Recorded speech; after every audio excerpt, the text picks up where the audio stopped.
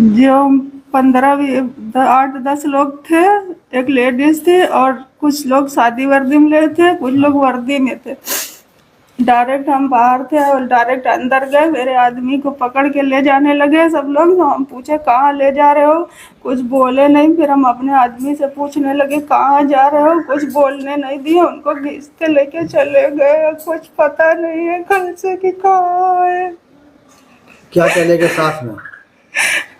कुछ हम देखे नहीं सर, ले जाते हुए बस एक तो लैपटॉप था, वही नहीं है, वही लेके गए होंगे। हम जा रहे थे अंदर, हमको जाने नहीं दिए। घर में लैपटॉप से क्या करते थे अशरफ? कुछ नहीं करते थे, वो तो दिन भर रहते नहीं थे, वो बच्चे के लिए आए थे।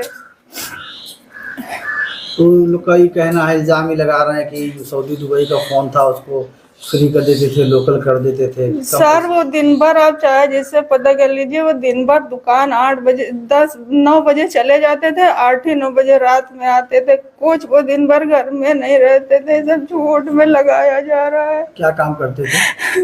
ये वायरिंग, पंखा, कूलर, इलेक्ट्रीशियन का काम। कितने लोग का परिवार है आपका? 5 भाई है सर, लेकिन कोई आए नहीं, हम ही अकेले यहाँ हैं, सब बाहर है। एक बच्ची है, इतनी बड़ी छोटी सी है वहाँ। आपका क्या नाम है? अशरफ की क्या लगती है आप? जे उनकी वाइफ है। क्या नाम है आपका? सूफिया बानो।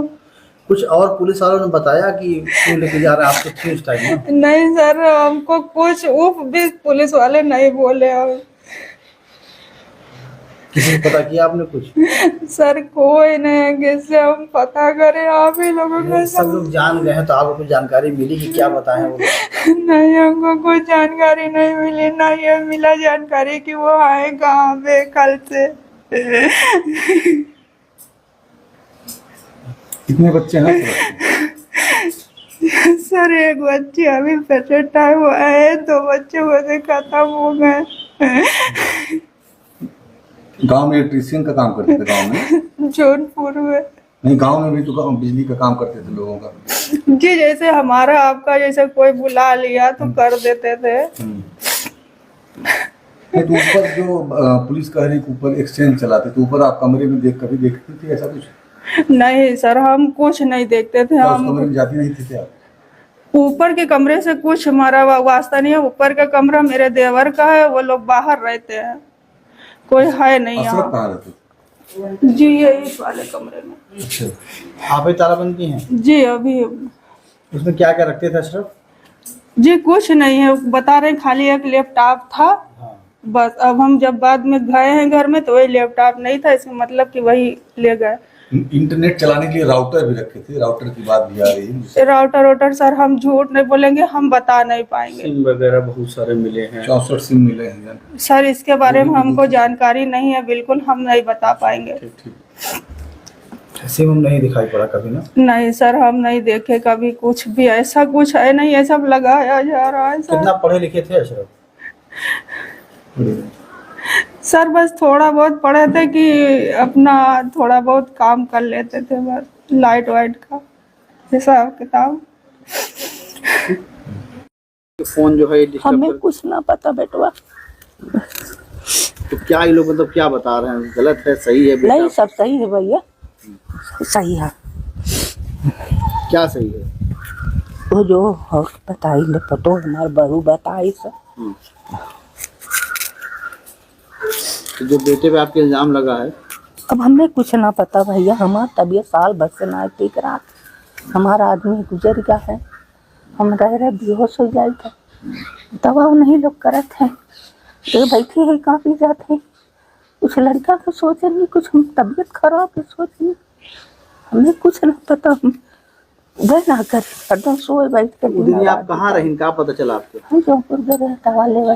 फिर जब आए देखे सब लोग भीड़ में जाए रहे हैं, तो वहाँ लगे पहुँचे, हमके का बात था, कहा सरफ के ले जाते हमके कहीं पे बेहोश हो गए, बस इसके बाद हमको जानते ना करे। तो सब लोग हमें पकड़े धरे लागे, पानी वानी छीट के लागे। तो फिर बदलाव क्या पता चला? बाद में हम पूछे कुछ ना जाने, हरदम बेहोश हो के जाते, कैसे पूछी के बताओ कैसे पूछी। तो कब तक ऐसे बैठी रही? क्या करब भैया, बस ऊपर वाला हो दे देवता बाबा लोग सहारा दे खा कर ठीक है बनावट दाल भैया मेरे चक्कर आइए। पुलिस अधीक्षक जौनपुर महोदय द्वारा अपराध तथा अपराधियों पर प्रभावी नियंत्रण हेतु चलाए जा रहे विशेष अभियान के क्रम में पुलिस अधीक्षक ग्रामीण महोदय के सफल नेतृत्व में आज प्रातःकाल थानाध्यक्ष मुगरावासापुर संतोष पाठक तथा सतहरिया चौकी प्रभारी द्वारा संयुक्त रूप से मुखबिरी की सूचना पर प्रातःकाल एक अंतरजनपदीय वाहन चोर मिथिलेश कुमार पटेल पुत्र रामनिवास निवासी दोनहिया चौराहा थाना बहरिया जनपद प्रयागराज को एक अदद मोटरसाइकिल तथा अवैध देसी तमंचा कारतूस के साथ गिरफ्तार किया गया तथा उसके पूछताछ के क्रम में उसने 2 अन्य मोटरसाइकिलों के बारे में भी बताया जो उसके द्वारा चोरी किए गए थे, जिसकी बरामदगी उसके निशानदेही पर एक पुराने खंडहर से की गई। उपरोक्त मोटरसाइकिलें अभियुक्त मिथिलेश द्वारा पयागीपुर जनपद सुल्तानपुर तथा थाना क्षेत्र बहरिया व सराय ममरेज से जनपद प्रयागराज से किया गया था। अभियुक्त चोरी किए हुए मोटरसाइकिलों की नंबर प्लेट भी बदल दिया करता था। अभियुक्त के विरुद्ध अभियोग पंजीकृत करते हुए विधिक कार्रवाई की जा रही है। बहुत ज़्यादा हो जाता था। जब टैक्स को समाप्त कर दिया तो दवाइयाँ हमारे बहुत सस्ती हो गई। और आरोग्य जन केंद्र कोई भी ब्रांडेड दवाई अगर हम खरीदने जाते हैं, मान लीजिए एग्जाम्पल की बात करें, कोई ब्रांडेड दवाई की कीमत अगर 100 रुपया है और वही दवाई अगर हम आरोग्य जन सेवा केंद्र से लेते हैं वो दवाई हमको 25 से 30 रुपये में प्राप्त हो जाती है। तो हमने बहुत लाखों लाख हमने स्थापना करी है आरोग्य जन सेवा केंद्र खोल करके कि लोगों को दवाइयाँ फ्री में नहीं लेकिन कम दाम पे जरूर प्राप्त हो। और आपने देखा होगा प्रधानमंत्री जी ने जो हमारा संकल्प है हमारी सरकार का, जब हमारा देश आज़ादी का 47वां वर्ष मनाएगा तो हमारा देश विकसित भारत होगा। विकसित भारत देश कब होगा? जब हम अपने पैरों पर खड़े होंगे, जब हमारा देश स्वावलंबी होगा। तो ये जो बजट रखा गया है सबको स्वावलंबी करने वाला बजट रखा गया है। युवाओं को पढ़ने के लिए, बच्चों को पढ़ने के लिए, उनको आगे बढ़ने के लिए तमाम सुविधाएं दी गई, छूट दिया गया। और आपने देखा होगा जब पहले कोई बीमार होता था तो हम कहते थे कि हमको एम्स में दिखाना है। एम्स की बात आते ही सिर्फ दिल्ली याद आती थी कि दिल्ली में एक एम्स है। लेकिन हमारी सरकार ने जो संकल्प लिया था, इस बार का भी संकल्प है कि हम हर जिले में एक एम्स खोलेंगे, मेडिकल कॉलेज खोलेंगे। और आप देखिए खोलने का भी काम हो रहा है। प्रदेश मुख्यालय पर हर प्रदेश में एक एम्स की स्थापना होगी, मेडिकल कॉलेज की स्थापना लगभग हर जिले में होगी। और जो MBBS की सीटें हैं उन सीटों को बहुत 82% उसको बढ़ाया गया। जो हमारे PG की सीट है उसको बढ़ाया गया। और जो हमारे मेडिकल के जो डॉक्टर हैं, डॉक्टरों को भी सीटों में जब ज़्यादा बढ़ोतरी हो गई है तो उनके आने के चांसेस भी बहुत ज़्यादा हो गए हैं। हम सड़क की बात करें, अगर हम पुल की बात करें, अगर हम SI के रोड की बात करें, अगर हम कनेक्टिंग रोड की बात करें, आप देखेंगे सबसे ज़्यादा भारत देश में सबसे ज़्यादा सड़कों पर काम करने वाली गंभीर बीमारियों से पीड़ित मरीजों के लिए सरकार के द्वारा क्या योजनाएं बनाई गई हैं, उसके रोकथाम के लिए, हमारे गरीब जनता की मदद के लिए। अध्यक्ष जी, बड़ा ही निराशापूर्ण जवाब आया है।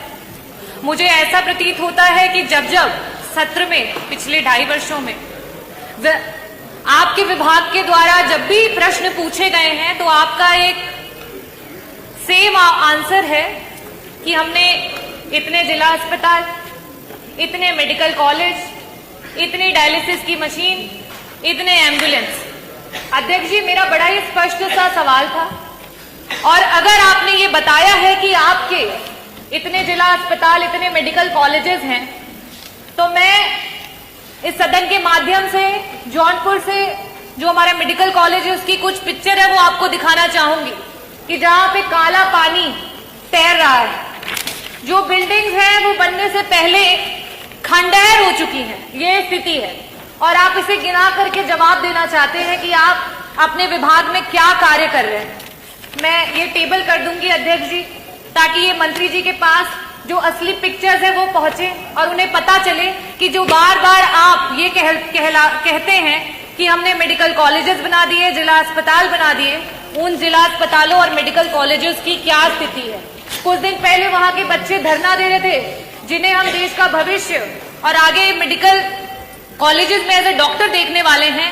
आज उनके पास ना शुद्ध पेयजल है, ना बिजली है, ना पानी है। हम मरीजों को क्या ठीक करेंगे मंत्री जी? हमारे तो डॉक्टर बीमार हो रहे हैं, कभी डेंगू, कभी मलेरिया और कभी जॉन्डिस से। ये स्थिति है अध्यक्ष जी। It is really shame for the UP health minister and the department of health ministry. और आज सेंट्रल में तीसरे टेन्योर के बाद भी अगर मेडिकल कॉलेजेस की ये स्थिति है, definitely a shame for this सरकार कि आप इस तरीके की स्थिति ला करके रखी है आपने। अध्यक्ष जी, जवाब में इन्हें ये देना चाहिए था कि गंभीर बीमारियों के लिए जो हमारे डॉक्टर्स होते हैं, चाहे वो पैलिएटिव मेडिसिन के डॉक्टर्स हों, चाहे आपके ऑन्को सर्जन्स हो, ऑन्कोलॉजिस्ट हो, गायनेकोलॉजिस्ट हो, न्यूरो एनेस्थीसिया डिपार्टमेंट के डॉक्टर्स हो, चाहे आपके कार्डियो सर्जन्स हो, सीटीबीएस के सर्जन्स हो, आपने कितने डॉक्टर्स को बढ़ा, कितने डॉक्टर्स को आपने बढ़ाया? आज पेशेंट्स के अनुपात में आपके पास कितने आईसीयू के बेड्स हैं, कितने वेंटिलेटर्स हैं? अगर ये जवाब आता तो वाकई मुझे लगता कि आपके विभाग को कोई जानकारी है और सही में आप सरकार की और जनता के लोगों के लिए कुछ काम कर रहे हैं। अध्यक्ष जी, मैं वापस से अपने प्रश्नों पे आऊंगी कि मंत्री जी, सिर्फ और सिर्फ आपसे 2 प्रश्न हैं और उसके उत्तर गोल गोल ना घुमा करके सीधी तरीके से बस बता दीजिए कि आज उत्तर प्रदेश कैंसर जैसी बीमारी में देश में टॉप कर रहा है। ये प्रदेश आज इस समय वर्तमान में 2024 में हमारे पास कैंसर के 16 लाख मरीज हैं और हर वर्ष 2 लाख मरीज आपके बढ़ते चले जा रहे हैं। और इन गरीब मरीजों के पास ना तो पैसा है इलाज कराने के लिए और ना अस्पतालों में बेड्स। इन परिस्थितियों में अगर वो मरीज किसी प्राइवेट अस्पताल में जाता है, बड़ा बड़ा एस्टिमेट मिलता है। क्या सरकार कैंसर के सारे उत्तर प्रदेश के मरीजों को उनका जो एस्टिमेट जहां से भी बन करके आता है उसका एक मुश्त में पैसा उपलब्ध कराएगी कि नहीं कराएगी? मेरा दूसरा सवाल है मंत्री जी कि आज जब आपने जवाब नहीं दिया कि आपके पास सुपर स्पेशलिटी के डॉक्टर्स कितने बढ़ गए हैं, पेशेंट्स के अनुपात में वेंटिलेटर और आईसीयूज कितने हैं, तो इन परिस्थितियों में जितने भी आपके प्राइवेट उत्तर प्रदेश के हॉस्पिटल्स रन कर रहे हैं जहां पे वेंटिलेटर्स और आईसीयू की सुविधा उपलब्ध है, उनको पीपीपी मॉडल पे, सरकार तो पीपीपी मॉडल पे बहुत काम कर रही है, जगह जगह पर आप इसके बारे में एडवर्टीजमेंट्स करते रहते हैं। तो आईसीयू और वेंटिलेटर, क्योंकि ये ऐसे मरीज होते हैं, ब्रेन हैमरेज के मरीज होते हैं, इनके पास समय नहीं होता है। मंत्री जी, अगर एक्सीडेंट हो गया, आज बीपी बढ़ गया और ब्रेन हैमरेज हो गया तो तुरंत उसका ऑपरेशन होना है, लेकिन उनके पास पैसा नहीं होता ना वेंटिलेटर पे देने के लिए, ना उन वेंटिलेटर्स पे रहने के बाद। तो मैं आपसे अनुरोध करना चाहूंगी कि पीपीपी मॉडल पे जितने भी हमारे प्राइवेट हॉस्पिटल्स हैं उनको ऐड करते हुए हमारे मरीजों को मुफ्त में इलाज और समय पर इलाज दिलाने के लिए क्या सरकार काम करेगी? बहुत बहुत धन्यवाद।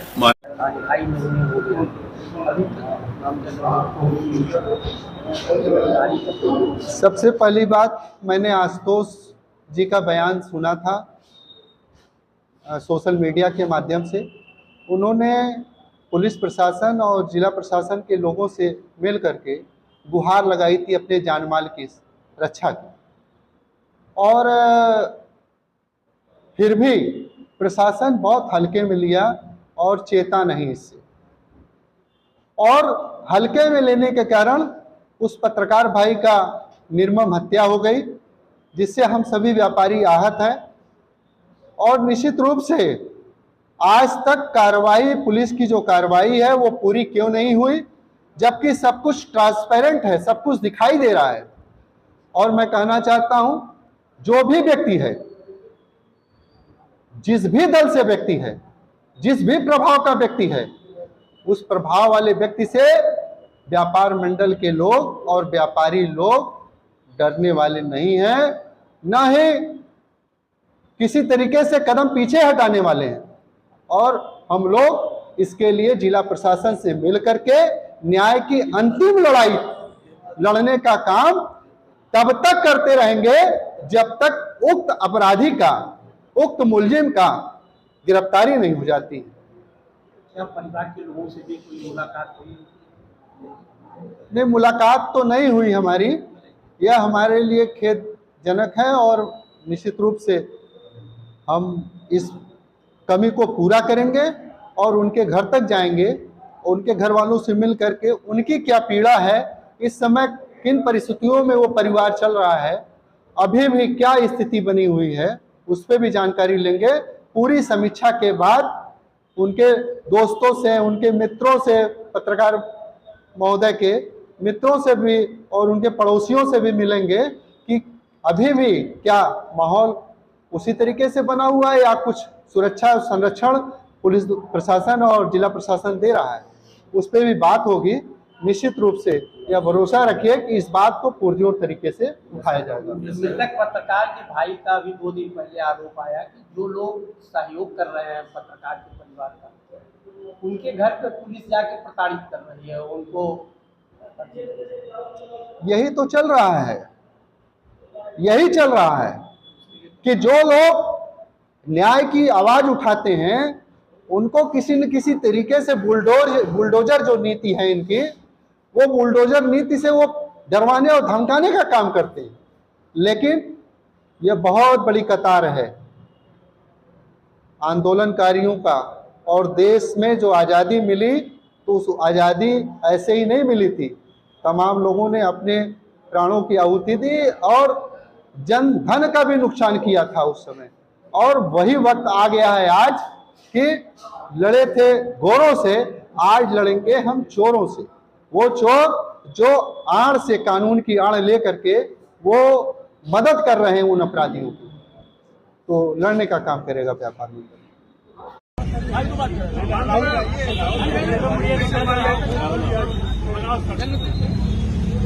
अध्यक्ष जी समाजवादी पार्टी जिंदाबाद, जिंदाबाद जिंदाबाद, अखिलेश यादव जिंदाबाद, जिंदाबाद जिंदाबाद, मीडिया एकता जिंदाबाद, जिंदाबाद जिंदाबाद। बिजली पानी दे नहीं सके जो वो सरकार निकम्मी है, बिजली पानी दे नहीं सके जो वो सरकार निकम्मी है, जो सरकार निकम्मी है वो सरकार निकम्मी है। तख्त बदल दो, ताज बदल दो, बेईमानों का राज बदल दो, तख्त बदल दो, ताज बदल दो, बेईमानों का राज बदल दो। समाजवादी पार्टी जिंदाबाद, जिंदाबाद जिंदाबाद, अखिलेश यादव जिंदाबाद, जिंदाबाद जिंदाबाद।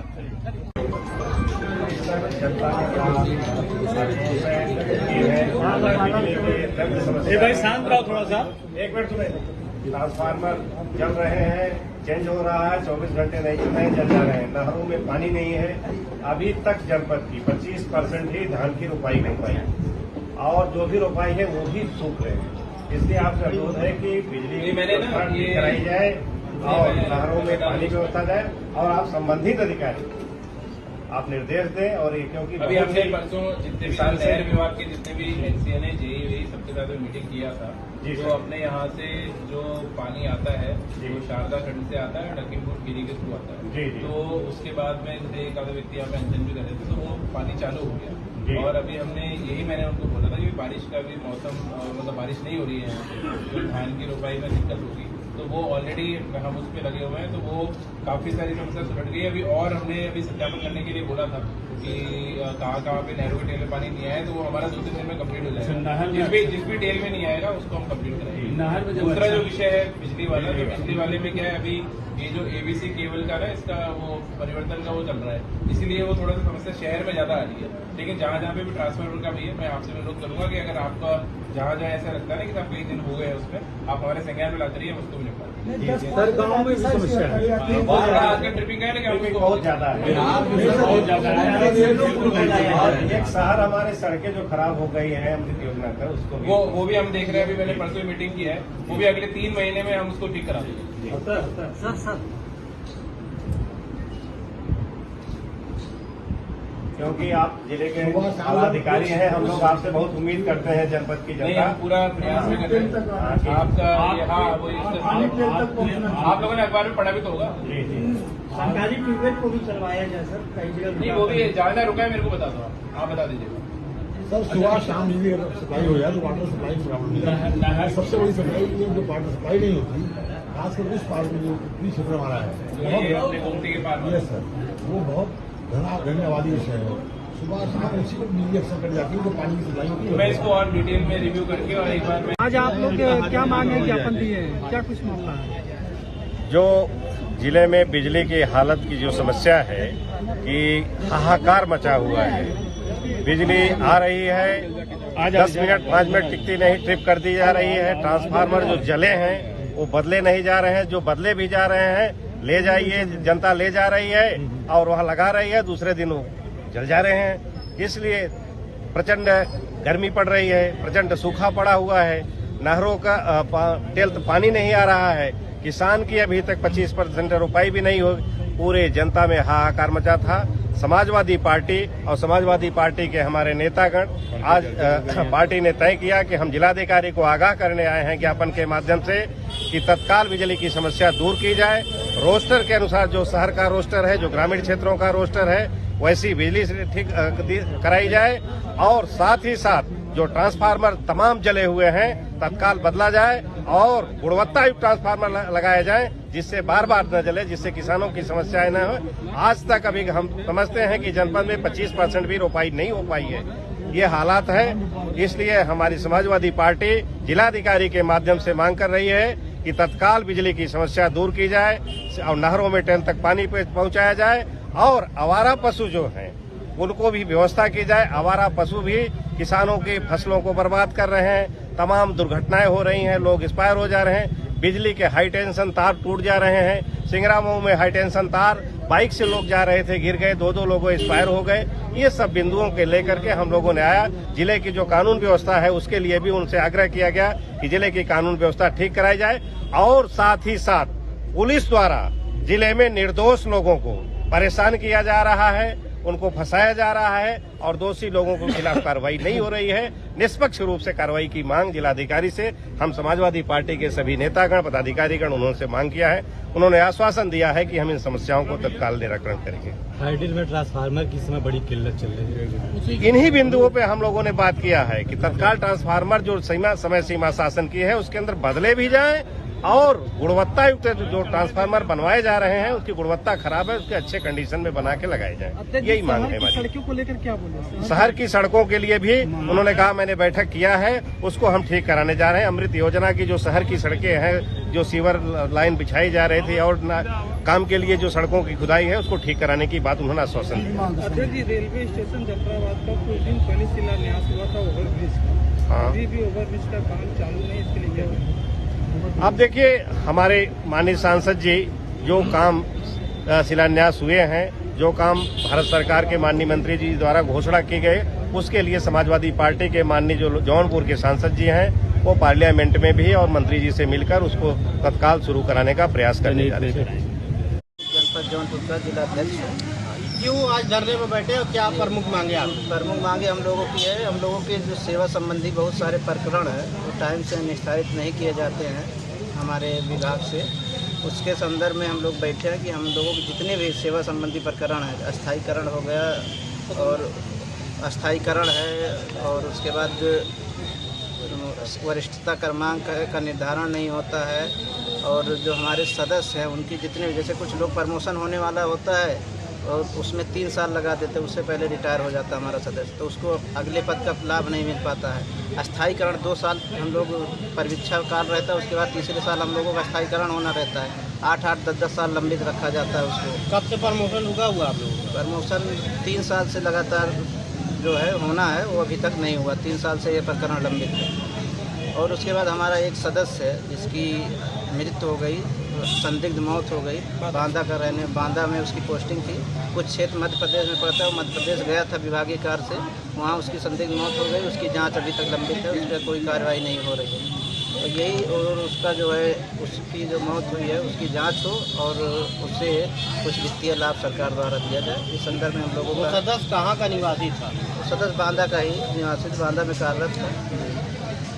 बांदा का निवासी था, बांदा में कार्यरत था निवासी।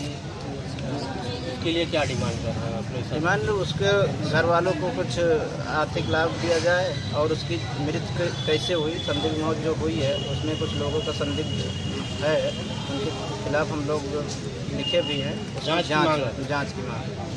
और क्या मांगे हैं आपने कि यहाँ बैठे हैं, एक दिवसीय धरना है कि आज का ये केवल हम लोगों को 30 जुलाई का 1 दिवसीय धरना है। इसके बाद हम लोगों का 7 अगस्त को या 8 अगस्त को हम लोगों का मंडल पे धरना है। उसके बाद अगर तब भी हम लोगों की मांगें नहीं पूरी होती है, हमारे निस्तारण नहीं होते जो सेवा संबंधी प्रकरण है, तो हम लोग उसको फिर आगे बढ़ाएंगे कार्यक्रम। तो इस संबंध में आपने अभी कहीं ज्ञापन दिया कि नहीं? नहीं, अभी तक कहीं नहीं दिया। आज ये पहला कार्यक्रम है। 22 से 27 जुलाई तक हम लोगों ने काला फीता बांध के और विरोध जताया है अपना। आज हमारा ये पहला कार्यक्रम है धरने का। अगर सुनवाई नहीं होगी तो हम लोग कार्यक्रम को आगे बढ़ाएंगे। आज कहाँ ज्ञापन देंगे? आज डीएम साहब के माध्यम से माननीय सिंचाई मंत्री जी को हम लोग ज्ञापन देंगे।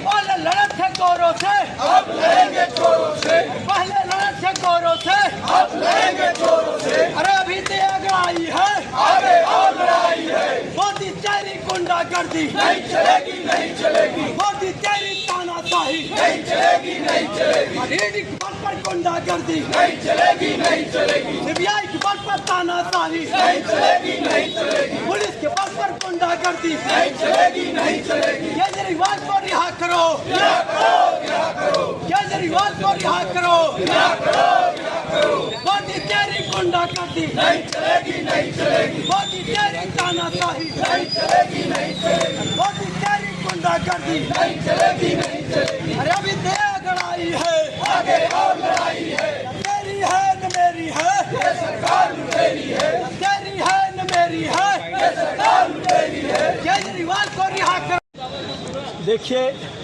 आज आम आदमी पार्टी पूरे उत्तर प्रदेश में हर जिलों में कार्यक्रम कर रहे विरोध प्रदर्शन के सरकार के खिलाफ। जिस तरह माननीय अरविंद केजरीवाल जी को 3 बार पूर्ण बहुमत के साथ दिल्ली की जनता ने प्यार किया, उस अरविंद केजरीवाल जी को आप फर्जी केस में जेल में डालते हो। अरविंद जी का क्या दोष है? अरविंद केजरीवाल जी ने अच्छा स्वास्थ्य का काम किया है, अच्छे बिजली पे काम किया है, महिलाओं की सुरक्षा पे काम किया है, स्वास्थ्य पे काम किया है, शिक्षा पे काम किया है। इसलिए अरविंद केजरीवाल आज खराब हो चुके हैं। अरविंद केजरीवाल जी को आप खत्म करना चाहते हैं, आम आदमी पार्टी को खत्म करना चाहते हैं। लेकिन मोदी जी, मैं आपको बता दूं, अरविंद केजरीवाल जी का जो विचारधारा है, जो सोच है, उसको आप नहीं खत्म कर पाएंगे। पूरी भारतीय जनता पार्टी, पूरा केंद्र सरकार, चाहे एलजी के माध्यम से, चाहे पुलिस के माध्यम से, चाहे सीबीआई के माध्यम से, चाहे ईडी के माध्यम से, अगर आप खत्म करना चाहेंगे, ये आपकी गलतफहमी है। क्योंकि करोड़ों केजरीवाल हिंदुस्तान पैदा हो गए हैं।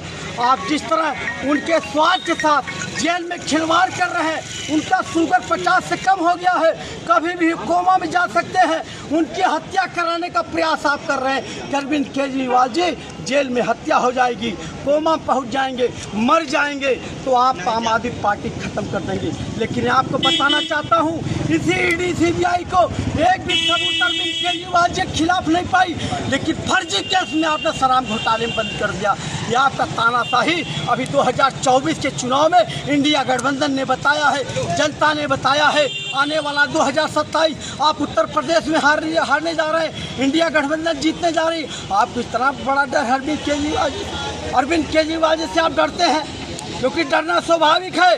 क्योंकि शिक्षा पे जो क्रांतिकारी काम किया है, आप ट्रम्प की मैसेज आती है अमेरिका से, वो कहती हैं मुझे स्कूल देखना है। मोदी जी कहते हैं गुजरात का स्कूल देख लीजिए, कहती है नहीं देखना है। कहते हैं हरियाणा के स्कूल देख लीजिए, कहते हैं नहीं देखना है। कहते हैं उत्तर प्रदेश का स्कूल देख लीजिए, वो कहती है मुझे नहीं देखना है। तो कहते हैं कौन सा स्कूल देखना है? तो उन्होंने बताया मनीष सिसोदिया का स्कूल देखना है, आम आदमी पार्टी का स्कूल देखना है। अरविंद केजरीवाल जी का जो दिल्ली में शिक्षा मॉडल है, उस स्कूल देखना है। आपको शर्म में आनी चाहिए। आप टेंट का स्कूल लगा के गुजरात में प्रचार करते हैं और दिल्ली जैसा काम करके दिखाइए। एक अच्छे नेता को आप गिरफ्तार करके रखे हैं। आम आदमी पार्टी इसीलिए आंदोलन पे आई।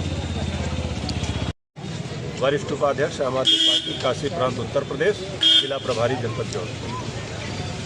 हमारे नेता अरविंद केजरीवाल जो बाबा साहब संविधान में दे रखा है कि भारतवर्ष के प्रत्येक बच्चों को निःशुल्क और बेहतरीन शिक्षा की व्यवस्थाएं, पूरे जनमानस को निःशुल्क और विश्वस्तरीय स्वास्थ्य सेवाएं, ढेर सारी सुविधाएं जो सरकारों की जिम्मेदारी होती है संविधान सम्मत, वो काम करने का काम अगर दिल्ली के अंदर किसी ने किया है तो हमारे अरविंद केजरीवाल जी की सरकार ने किया है। आज अरविंद केजरीवाल जी को झूठे मुकदमे में फंसाकर जेल की सलाखों में आपने डाल रखा है। और इतना ही नहीं, आपके कुत्सित विचार हैं, आपकी बदनीति है, सोच गंदी है कि जेल के अंदर उन्हें जो पुख्ते इलाज दिए जाने चाहिए उसका अभाव है। आज हमारे नेता का शुगर लेवल 50 तक आ जा रहा है, किसी भी क्षण वो कोमा में जा सकते हैं। कहीं ना कहीं आप हमारे राष्ट्रीय लीडर को, हमारे नेता को, इस लोकप्रिय नेता को जो पूरे जनमानस के हित के लिए काम करता है, किसानों के लिए हित के लिए काम करता है, जवानों के लिए, सभी समुदाय के लिए अगर काम करने वाली कोई सरकार है तो हमारे अरविंद केजरीवाल की सरकार है। उसे आप साजिशन मारना चाहते हो जेल के अंदर, लेकिन याद रखना आने वाला कल हमारा होगा और तुम्हें हिसाब देना होगा। हमारे अरविंद केजरीवाल को जो उनके स्वास्थ्य के लिए ज़रूरी है वो सुविधाएं जेल के अंदर मुहैया कराओ।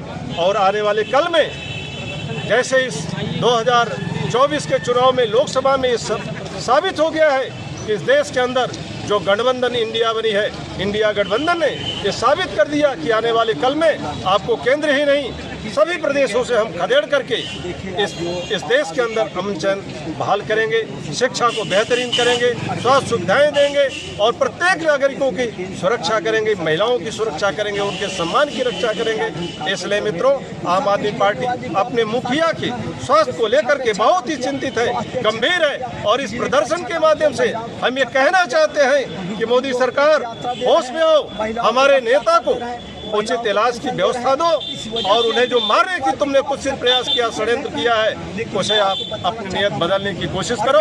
और हम ये मांग करते हैं कि हमारे निर्दोष है लीडर, हमारे नेता निर्दोष है, इसलिए उन्हें जेल की सलाखों से बाहर करो।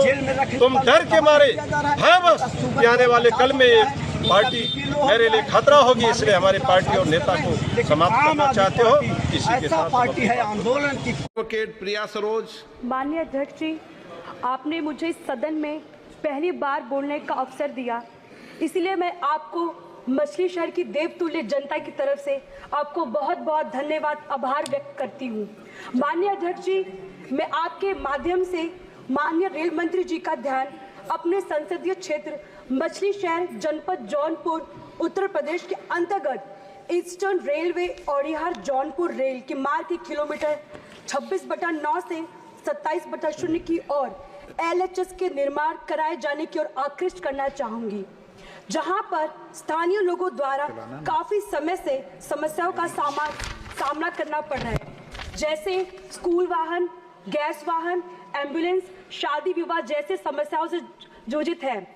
LHS न होने के अभाव में लोगों को लंबी दूरी तय करना होता है, जिससे क्षेत्रवासी को बहुत सी कठिनाइयों का सामना करना होता है और ADM जौनपुर के द्वारा भी अनुरोध किया जा चुका है। सीनियर डिविजनल इंजीनियर वाराणसी तृतीय ईस्टर्न रेलवे द्वारा LHS के निर्माण हेतु 3,53 लाख का खर्चा बताया गया है। बजट के अभाव के LHS का निर्माण कार्य रुका हुआ है। महोदय, मैं आपके माध्यम से माननीय रेलवे मंत्री जी से अनुरोध करना चाहूंगी, कथित रेल खंड पर होने वाले खर्च की स्वीकृति अपने स्तर से देने की कृपा करें। धन्यवाद। मेरा प्रश्न मुख्यमंत्री जी से था कि उत्तर प्रदेश में आए दिन महिलाओं और बच्चों का यौन शोषण बढ़ता जा रहा है, उसके दर को रोकने के लिए और उनकी मदद करने के लिए सरकार ने क्या कोई योजना बनाई है? मुख्यमंत्री जी, मैं आभार व्यक्त करना चाहूंगी कि आपने जवाब में लिखा कि हाँ, दर बढ़ता जा रहा है। आप खुद इस बात को मानते हैं कि उत्तर प्रदेश में महिलाओं का उत्पीड़न हो या बच्चों का उत्पीड़न हो, उसमें आज उत्तर प्रदेश टॉप के नंबर पे है, पूरे इंडिया में सबसे पहले नंबर पे। मैं और हमारे सारे सभी सदस्य जब सदन में विभिन्न विभागों के सवाल उठाते हैं, मुद्दों को उठाते हैं, तो बार बार यही कहा जाता है कि अरे आपने क्या किया, आपने क्या किया, आपने क्या किया। अध्यक्ष जी, जब हमारी सरकारें रही तो अगर इस तरीके की वारदातें हुई तो उस पे लोगों ने आक्रोश जाहिर किया, लोगों ने धरना किया और उसकी अनुमति मिली, लोकतंत्र जीवित रहा। आज ये स्थिति हो चुकी है कि आप स्वयं इस बात पे हामी भर रहे हैं कि एनसीआरबी के आंकड़े बढ़ते चले जा रहे हैं, लेकिन लोगों की आवाजों को बंद कर दिया जा रहा है। कल विधानसभा में जब एक प्रश्न एक महिला जनप्रतिनिधि के द्वारा स्वास्थ्य मंत्री जी से किया गया तो उनके द्वारा नंगा जैसा शब्द का प्रयोग करना ये दर्शाता है कि आपकी महिलाओं की तरफ क्या सोच है और आपकी सरकार कितनी संवेदनशील है महिलाओं को लेकर के। अध्यक्ष जी, हम समाजवादी हैं, हम संविधानवादी हैं। आपकी झूठ को तेज आवाज में बोलने पे हम डरने वाले नहीं हैं, हम आंदोलन करेंगे। मेरा प्रश्न मुख्यमंत्री जी से सीधा है कि 2017 से लेकर के 2023 तक कुल ऐसे कितने यौन शोषण के महिलाओं के लिए और साथ ही साथ prevention of child from sexual offence के तहत कुल कितने केसेस दर्ज किए गए और उन लोगों को सरकार के द्वारा किस प्रकार की योजनाओं के तहत मदद की गई। क्या कोई काउंसलिंग सेशंस ऑर्गेनाइज किए गए उनकी मदद के लिए? क्या उन्हें बेहतर शिक्षा और चिकित्सा प्रोवाइड की गई? क्या उसकी सरकार ने जिम्मेदारी ली? क्या कोई स्किल डेवलपमेंट प्रोग्राम्स या फिर एडवांस हायर स्टडीज के माध्यम से उन्हें मदद की गई कि वो अपना भूतकाल जो इतना सदमे वाला है उसे भूल करके एक बेहतर भविष्य की तरफ सोच सके? मेरा दूसरा प्रश्न आपसे ये है कि अभी हाल फिलहाल में बलिया की न्यूज सभी सदस्यगण यहां हैं वो जानते हैं कि आज बॉर्डर्स कहीं से भी सुरक्षित नहीं है और साथ ही साथ आपको शायद अपने अधिकारियों पे भरोसा भी नहीं है कि एसपी बलिया होने के बावजूद भी बाहर से एक टीम भेजी गई और वहां पे जांच कराई गई। इन बातों के मद्देनजर मैं ये पूछना चाहती हूं कि ये अपने आप में दर्शाता है कि ह्यूमन ट्रैफिकिंग आए दिन बढ़ती चली जा रही है। तो 2017 से लेकर के 2027 के बीच में टोटल महिलाओं और बच्चों को लेकर के कितने केस हैं, मुकदमे हैं लापता गुमशुदगी के जो दर्ज हुए और उनमें से कितने लोग आज भी गुमशुदा हैं आपके 8 साल के टेन्योर की सरकार में जिनको आप नहीं ढूंढ पाए हैं? कृपया इसका जवाब दें। धन्यवाद।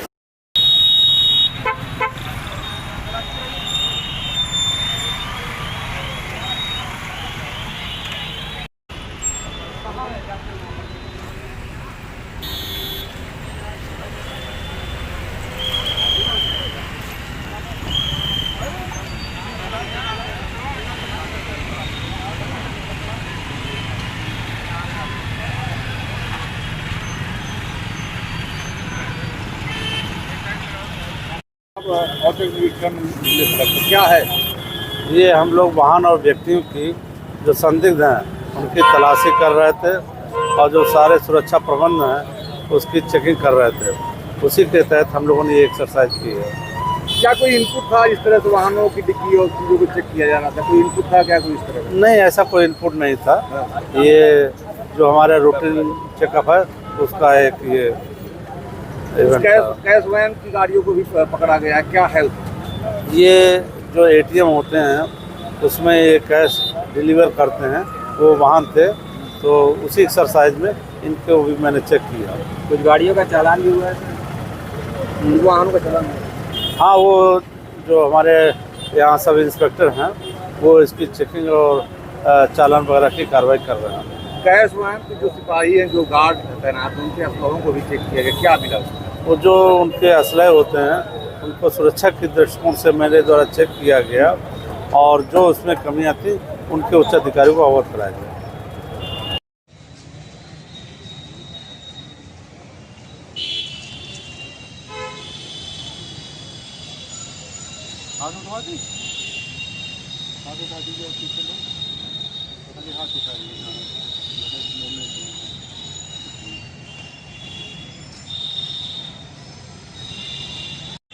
आज पुलिस अधीक्षक जौनपुर से मिलने आए हैं खपराहा सिकरारा थाना अंतर्गत व्यापारी हैं कुंवर चंद गुप्ता जी।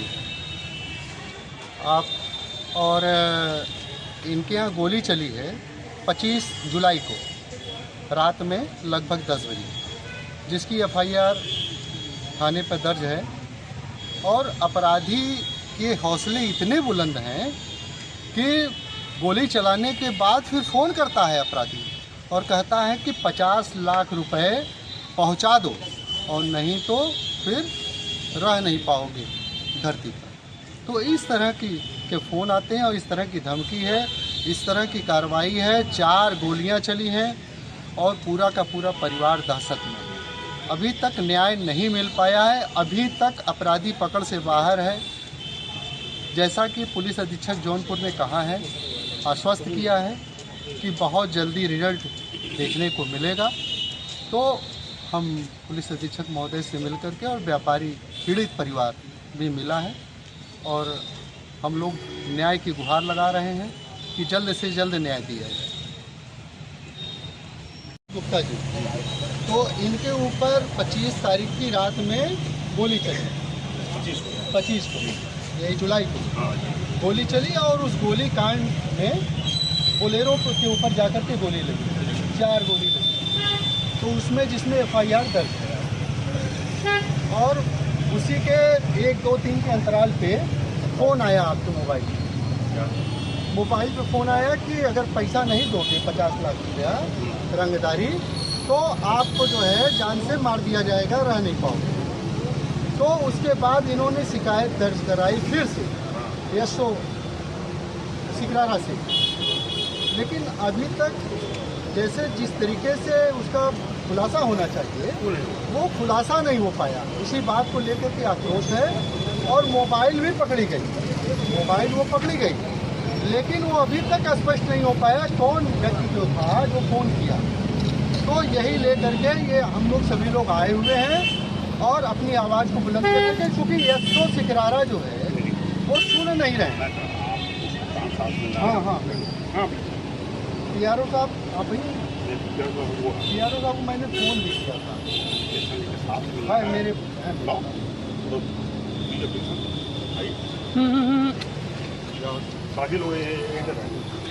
ओके। अपना के व्यापारी को न्याय दो, अपना के व्यापारी को न्याय दो, व्यापारी एकता जिंदाबाद, व्यापारी एकता जिंदाबाद, अपना के व्यापारी को न्याय दो, व्यापारी एकता जिंदाबाद, अपना के व्यापारी को न्याय दो,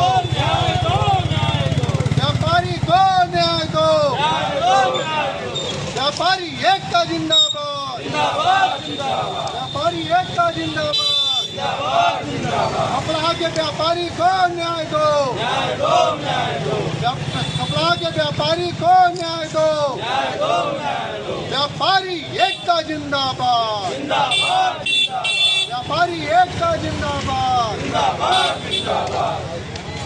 देखिए, आरोप तो मेरे ऊपर लगे और आरोप सबके ऊपर है। कोई ऐसा व्यक्ति नहीं है इस राजनीति में, इस समय आज के दौर में, जिस पर आरोप नहीं है। हर तरह के आरोप है। मेरे ऊपर तो चलो करप्शन के चार्जेज हुए, बाकी तो करप्शन का चार्ज जो राजनीति में है, जिसके पास नहीं है तो अभी थाने में दर्ज नहीं है, बाकी उन पर भी आरोप है। सरकार चेंज होगी तो जो बचे कुछ लोग हैं उन पर ही हो जाएगी। कोई ऐसा व्यक्ति नहीं है, कोई ऐसी पार्टी नहीं है जिसमें आरोप नहीं हो, आरोपियों को जो आरोपी उनके साथ ना हो। तो ये बात राजनीतिक तौर पर बहुत अच्छी नहीं है और इसको सवाल भी नहीं बहुत बनता है आपका, लेकिन आप लोग पूछ लेते हैं, अच्छा भी लगेगा, फिर सबसे यही पूछ लीजिए।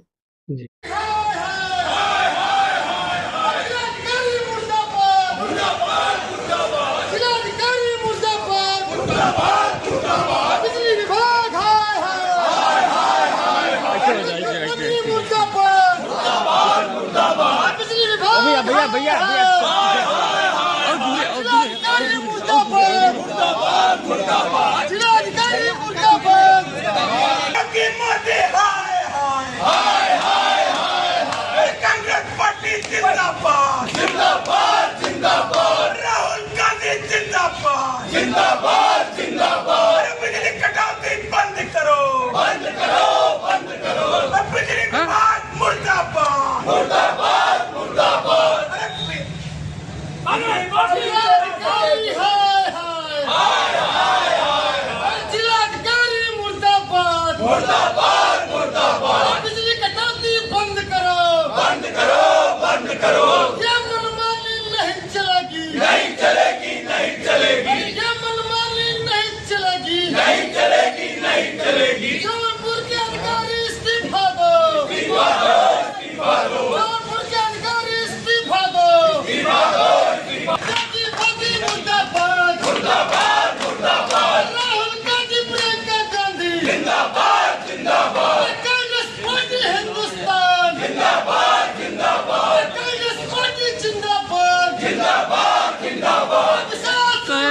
हतवा गेटवा का खींचत है जिलाधिकारी मुर्दाबाद मुर्दाबाद मुर्दाबाद ऊर्जा मंत्री मुर्दाबाद मुर्दाबाद मुर्दाबाद योगी मोदी हाय हाय हाय हाय हाय योगी मोदी हाय हाय हाय हाय हाय जिलाधिकारी मुर्दाबाद मुर्दाबाद मुर्दाबाद जिलाधिकारी मुर्दाबाद मुर्दाबाद मुर्दाबाद अरे बिजली पानी दे सके जो वो सरकार निकम्मी है जो सरकार निकम्मी है वो सरकार बदलनी है बिजली पानी दे सके जो वो सरकार निकम्मी है जो सरकार निकम्मी है वो सरकार बदलनी है बिजली विभाग हाय हाय हाय हाय हाय बिजली कटौती बंद करो बंद।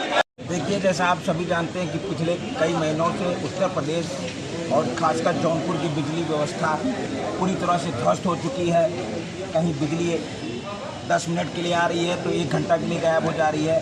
स्थिति इतनी नरकी हो गई है कि इस समाज में, आपके प्रदेश में, आपके ज़िले में नौजवान, छात्र, छोटे बच्चे, बुजुर्ग और किसान ये इस समय धान बुआई का मौसम चल रहा है जिसमें बिजली की सख्त आवश्यकता होती है। उस समय जिस तरीके से सरकार बिजली देने में नाकाम है उसके खिलाफ आज जौनपुर कांग्रेस ने और उसके सभी संगठनों ने आज मिलकर प्रदर्शन किया। हमारी ये मांग है कि जल्दी से जल्दी बिजली व्यवस्था सुचारू की जाए, नहीं तो आने वाले कल में हम बड़े आंदोलन के लिए बाध्य होंगे। जिलाधिकारी से क्या आगे थोड़ा पीछे जगह बना मैडम नहीं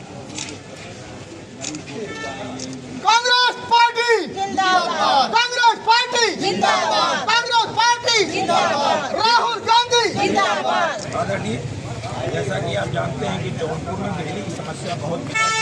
सिर्फ जौनपुरी नहीं, पूरे प्रदेश में आज पूरी जौनपुर कांग्रेस आदरणीय राहुल गांधी जी, आदरणीय राष्ट्रीय अध्यक्ष खड़गे जी, हमारे प्रदेश अध्यक्ष अजय राय जी के निर्देश पर आज हम सभी आपके यहाँ महामहिम के माध्यम से ज्ञापन देने आए हैं कि बिजली व्यवस्था जल्दी से जल्दी दुरुस्त की जाए, क्योंकि बिजली कटौती से छात्र परेशान है, बच्चे परेशान है, बुजुर्ग परेशान है, किसान परेशान है, पूरे जिले में त्राही मची हुई है।